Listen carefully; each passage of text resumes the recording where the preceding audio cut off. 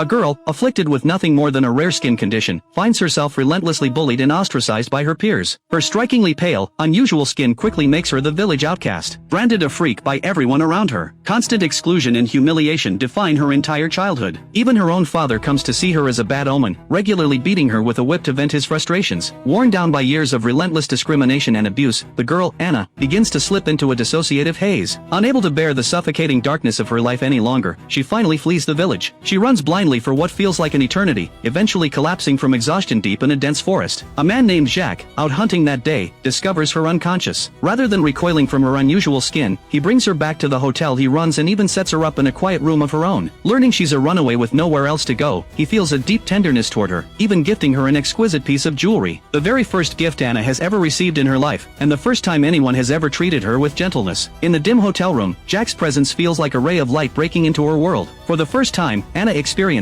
what it feels like to be loved, and Jack, in turn, finds himself drawn to her fair skin and gentle nature. The two young people fall naturally into a relationship, but this brief, sweet chapter is shattered all too soon. While Anna is still lost in the bliss of new love, Jack tells her he has urgent business to attend to in the city and will be back shortly. She agrees without hesitation. What she could never have imagined is that this wait would stretch on for an entire year. During that time, she pours every ounce of her devotion into love letters, hiding them beneath a loose stone slab under her bed, waiting to surprise him upon his return. But Jack seems to vanish into thin air, never setting foot in the hotel again. Anna's longing slowly curdles into worry, then dread. Unable to bear the uncertainty any longer, she disguises her unusual skin as best she can and travels alone to the city to find him and demand answers. But when she finally tracks him down, she discovers he's already started a new family, and his wife is even pregnant. In an instant, everything beautiful she'd believed in shatters. Devastated, Anna stumbles back to the hotel, utterly broken by the betrayal. Consumed by a twisted certainty that Jack abandoned her solely because of her strange skin, she stands before a mirror and takes a knife to her own flesh. The searing pain doesn't stop her. Driven by a storm of resentment and despair, she continues for 5 full days, until she finally dies from blood loss inside the very hotel room that had once held all her happiness and, ultimately, her ruin. Years later, the hotel prepares to reopen. On her very first day, the new cleaning lady has barely settled in before she hears intermittent crying drifting down from the 3rd floor, a floor she'd been explicitly warned never to enter, no matter what sounds came from it, when she was first hired. She tries to ignore it, but the mournful crying gnaws at her until, after much hesitation, she finds herself drawn up to the 3rd floor anyway. The door where the sound is coming from is locked tight. She presses her eye to the gap but can't make anything out. Curiosity gets the better of her, and she tries picking the lock with a hairpin, without success. Just as she's about to give up and turn away, the locked door swings open on its own, and a wave of cold instantly sweeps over her. Gathering her nerve, she flips on the hallway lights, but after only a few steps, the bulbs start exploding one after another, as though warning her to leave. Still, curiosity wins out, and she makes her way to the room at the very end of the hall. Pushing the door open, she finds a long-haired woman with deathly pale skin staring directly at her. Terrified out of her mind, she spends the next 2 days in prayer. But on the 3rd night, as she prays again, a sudden crack of thunder outside coincides with something deeply unsettling. A chill runs down her spine, and she's overwhelmed with the feeling that something is right behind her. When she finally musters the courage to turn around, the woman's figure has vanished. The bone-deep cold in the room drives her to burrow under the covers in fear. But when she finally peeks out for air, the pale-skinned woman is there, clinging to the ceiling directly above her bed. A piercing scream rings out, and her daughter rushes into the room, only to find her mother already dead. Word of the hotel's haunting spreads quickly after this, and business plummets. The elderly couple who run the hotel call in their 2 granddaughters, Lena and Mira. They don't expect the business to ever fully recover. They simply ask one thing of their granddaughters: never, under any circumstances, go to the 3rd floor. The grandmother refuses to reveal what's hidden up there, insisting only that they stay away. But the more something is concealed, the more it seems to invite curiosity. On their very first night at the hotel, Lena happens to glance toward the 3rd floor and notices a light on in what should be an empty room. Uneasy but unable to resist, she ignores her grandmother's warnings and heads straight up to investigate. She finds the door secured with 2 separate locks, with faint crying audible from within. Assuming a guest must have wandered in by mistake, she finds tools and forces the locks open. The eerie hallway carries the same intermittent crying the cleaning lady once heard. Following the sound to the room at the end, Lena cautiously pushes the door open, and the moment it swings open, the crying stops abruptly. What greets her is the same ghastly pale-skinned woman. Terrified, Lena slams the door shut, unaware that, from the moment she opened it, the spirit has already marked her. Within 3 days, disaster is set to befall her. The curse's countdown has silently begun, and strange occurrences follow close behind. Stepping outside later, she's startled to find a bloody number scrawled on her car window. She assumes it's a child's prank, but when she goes to look closer, the bloody mark vanishes into thin air. An ominous feeling settles over her. Determined to find out who the mysterious figure on the 3rd floor really is, she finally tells her grandmother about her trip up there. The moment she hears it, the grandmother realizes something is seriously wrong. Just then, the front desk calls. A guest needs towels. Lena delivers them personally, and when she asks if anything else is needed, that same eerie crying drifts out from the bathroom. Getting no response, she pushes the bathroom door open, but it's completely empty. The next moment, the phone behind her rings. Hearing an unsettling voice on the other end, she hangs up in a panic. Just as she's about to leave, she catches what looks like a figure moving behind the curtains. As she leans in cautiously to check, the figure suddenly lunges at her. Thankfully, she manages to turn and flee the room. Her boyfriend, Daika, rushes in to comfort the shaken Lena. But when he steps into the room to check, everything appears completely normal, as if the whole incident had just been Lena's imagination. A skeptic by nature, Daika assumes she simply hasn't adjusted to the new environment yet and urges her to calm down and stop overthinking things. Once the hotel staff catch wind of the incident, they begin resigning one after another. As the strange occurrences grow more frequent, Lena finally can't take it anymore and confronts her grandmother, demanding to know what secret the third floor is truly hiding. Unable to keep the truth buried any longer, the grandmother finally reveals what she's carried for years. 6 years earlier, the elderly couple had inherited the hotel from their late son, Lena's father. Back then, the building was run down, so they'd hired renovation workers to fix it up. One of the workers, while working on the third floor, also heard crying from inside a room. Curious, he opened the door and saw the same pale-skinned woman. At the time, no one thought much of it. Until 3 nights later, at midnight, the worker suddenly began acting erratically, repeatedly slamming his head against the wall. The elderly couple tried to stop him, only to realize he'd already been possessed by the spirit. He died from the impact, having bashed his skull against the wall until the end. After the death, the couple hired someone to perform an exorcism, but the shaman stopped dead at the third floor door, declaring the resentment trapped inside far too powerful for him to handle. With no other option, the couple sealed the entire third floor and forbade anyone from going near it, keeping the whole affair hidden from the public to protect the business. Hearing the truth, Lena is terrified, but waiting passively has never solved anything. Determined to break the 3-day death curse, she and her sister Mira decide to venture back up to the third floor one more time, hoping to find some clue about the pale-skinned woman that might save her life. The sisters push the door open again, but this time, the room appears empty. As they search every corner carefully, Mira suddenly freezes. Clearly visible in the mirror behind her, the pale woman is standing right there. Meanwhile, Lena discovers a loose stone slab under the bed. Lifting it reveals a pile of torn paper fragments hidden beneath. Just as she picks them up, about to call her sister to leave, she turns to find Mira slamming her own head against the wall, uncontrollably, the exact same way the renovation worker had died years before. Lena rushes to stop her, but Mira, now fully possessed, turns and attacks her instead. Fortunately, Daika hears the commotion and bursts in just in time, grabbing the out-of-control Mira and slamming her against the wall to snap her out of it. None of them notice, however, that Anna, standing by the window, has already placed the same curse on Daika as well. Shaken but alive, the group flees the room and pieces together the torn fragments they'd recovered. Slowly, it becomes clear that everything seems connected to their late father. Reading Anna's love letters addressed to Jack leaves them more confused than ever. Determined to uncover Anna's true identity, they dig through their father's remaining belongings and finally find, in a long-forgotten diary, the answer to everything, unraveling a decades-old misunderstanding. It turns out that Lena's father, Jack, hadn't gone to the city for business at all. He'd gone secretly to buy an engagement ring, intending to return and finally give Anna a proper place in his life. But no one could have known that, just after leaving the jewelry store, he was struck in a severe car accident, left badly injured and with no memory of who he was. Racked with guilt, the couple responsible for the accident took him in, gave him a new identity, and eventually had him marry their own daughter. Jack lived out his life in this new family, always feeling an inexplicable emptiness inside, unable to place exactly what he'd lost. It wasn't until years later that his buried memories suddenly resurfaced. He remembered Anna, waiting for him at the hotel, and the promise they'd made to each other. Frantic, he rushed back to the hotel, but by the time he reached the third floor room, Anna was already gone, leaving only her body behind. Overwhelmed with grief and guilt, Jack carried her remains down to the hotel basement and buried her there himself, carving a jasmine flower into the wall beside her grave, her favorite flower. The entire tragedy had been nothing more than a cruel accident and a misunderstanding that never got the chance to be resolved. Anna died believing she'd been abandoned, never knowing that the man she'd resented for a lifetime had, in truth, loved her for that same lifetime. Jack believed that burying her remains would let her soul finally rest, but Anna's anguish remained trapped in that room, bound by the unresolved belief that she'd been discarded. To finally break the curse, Anna needs to know the truth. Everything Jack did for her, so she can let go of the resentment she's carried toward the world. Among their father's belongings, the siblings find the ring, sealed away for decades, and resolve to go down to the basement, find Anna's remains, and return it to her, to let her know she was never truly abandoned. With the third night's curse looming, they race to find the exact spot where Anna was buried. Following clues from the diary, they make their way to the basement entrance, a labyrinth of winding passages, navigating by the jasmine flower marked in the journal as their only guide. As midnight approaches, they finally locate the flower just in time. Lena digs frantically, and just as she finally unearths Anna's bones and prepares to slip the ring onto her finger, the cursed Daika suddenly lunges to stop her. Though he manages to restrain her, Lena fights with everything she has. And in the final second before the midnight bell tolls, she succeeds in placing the ring on Anna's hand. Daika slowly regains his senses, and Anna's bones transform back into the image of the woman she once was in life.